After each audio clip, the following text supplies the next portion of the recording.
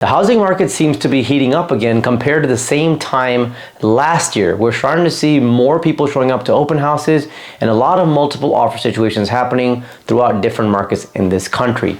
Why is this happening right now? And what is different from the same time last year? So in today's video, I will be discussing just that and also sharing with you macroeconomic trends from which we will make conclusions and share with you how this will impact the housing market going into Q4 of 2024. So you definitely want to stay till the end of this video.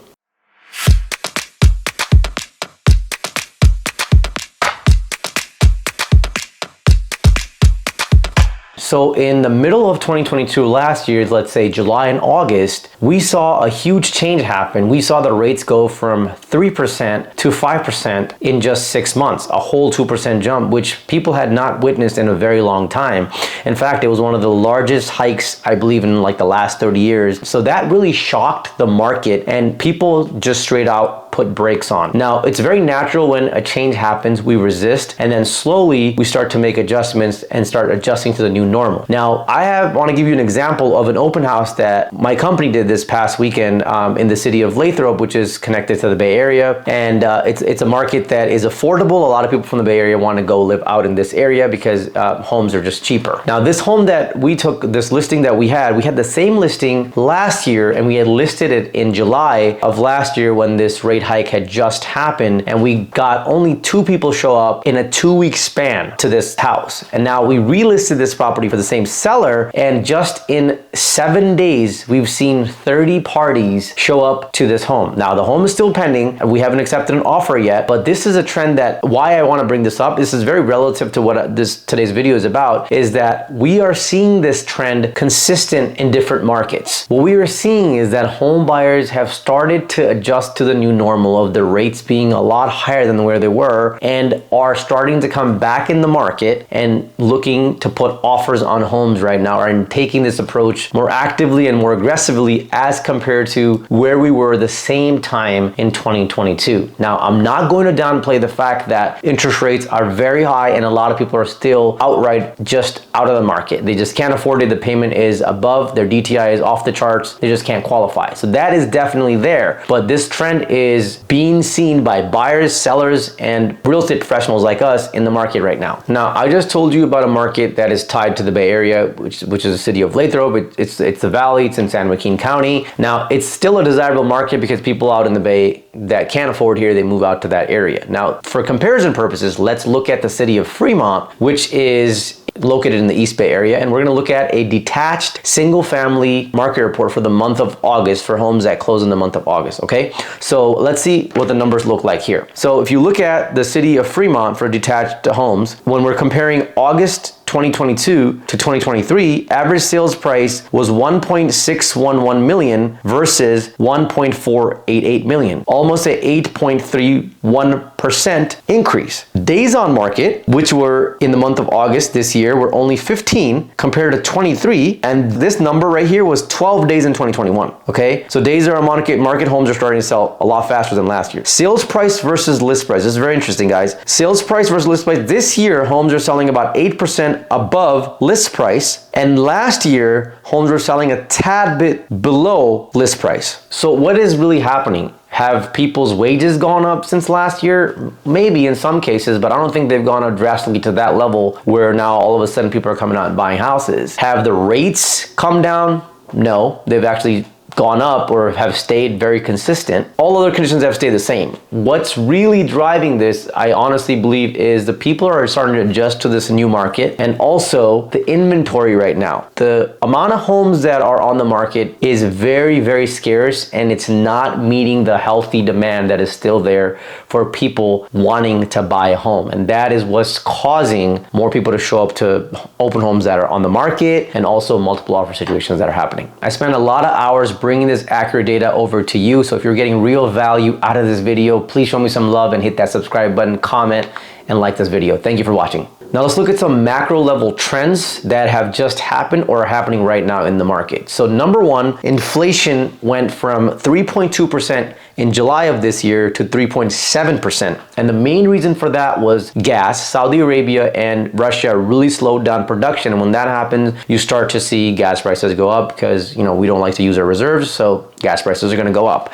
Now, another factor, a big factor of inflation, which you guys already know this, I've talked about this in my other videos. One of the biggest contributors of inflation being high is house prices. And since the rates have gone up, yes, we've seen breaks come on the market, we've seen the market slow down, and now we're starting to see the market go up. But one thing that we haven't really seen is home prices come down. They may have sold at like list price, have sold maybe a tad bit lower, sold higher. Markets slow down, consumer spending has slowed down, but home prices have not seen a significant drop. So that's still there. That's a big factor why inflation hasn't really come down to where the Feds really want it. But the great news is inflation was around 8% in the summer of 2022, and now we're able to bring the inflation back down to a little bit more healthier number. Let's say right now it's 3.7%, and the Feds are determined and focused on bringing it down to 2%. Home prices, like I just mentioned, have not fallen. A report put out by CoreLogic, which is a very reputable company that curates this data and delivers it to real estate professionals and consumers. They put out a report that says that home prices have increased by 2.5% on a national level. Now, obviously, each market's different,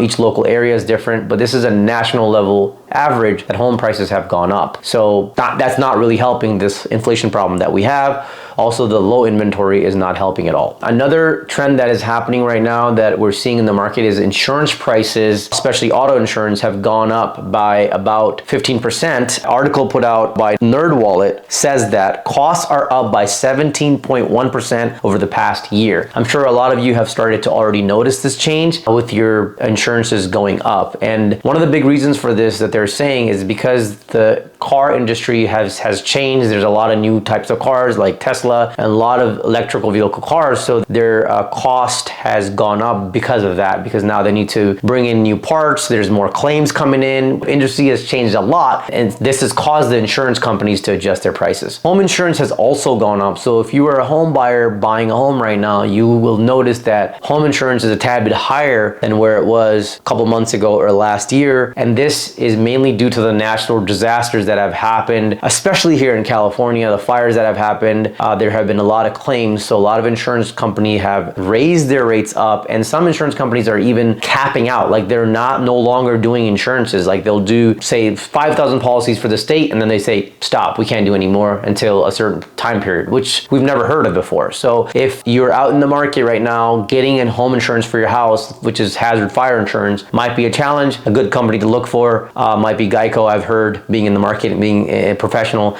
that they've been not giving people too much problem there, and you're able to get your insurance quote really easily. Now, I'm not sure what their price looks like. That's a company that you can look into, but a lot of other big companies like Allstate and Farmers, they are capping out and only doing a certain amount of insurance policies a year. Number 4, the National Association of Home Builders just put out this article. I'm shooting this video on the 19th. This article was put out yesterday, where they believe that the home buyer sentiment overall in the country is negative. I know we talked about more people showing up to the open houses in this video, and more people, and there's multiple offer situations going on in different markets of the country, but home builders still believe that on a national level, buyer sentiment is very low. A lot of people don't want to buy, and the main reason for this is the interest rates being very high. And the home builders also believe that, which is stated in the article, is that their cost of construction is higher due to inflation, and it's very hard for them to find qualified labor. If they do find it, labor costs are very high. So after listening to all of this, what can we expect in Q4 of 2023? Well, first of all, I want to talk about the interest rates. The Federal Reserve is meeting actually this week, and I believe that they're probably not going to do another rate hike. They're going to let the rates sit where they are, but they're also not going to bring the rate down anytime in any of the meetings coming up this year. I believe it's going to sit at 7%, might go to 7.5% again, might come down to 7%, but I believe they are fully determined to bring it down to 2%. And if they bring the rates down from, say, 7.5% or 7 to 6.5%, 6.5% or 6%, what is that going to do? It's going to bring more buyers in the market, and housing is a huge factor that contributes into bringing inflation down. So I don't believe that the rates are going to come down. We might not see a rate hike this meeting, but expect maybe a tad bit in the next meeting, but rates do not come down. We're in a very interesting market right now. A lot of people, professionals, citizens of this country, maybe even generations before my generation, have not seen this kind of market where rates are high, sellers are not selling, there's still a decent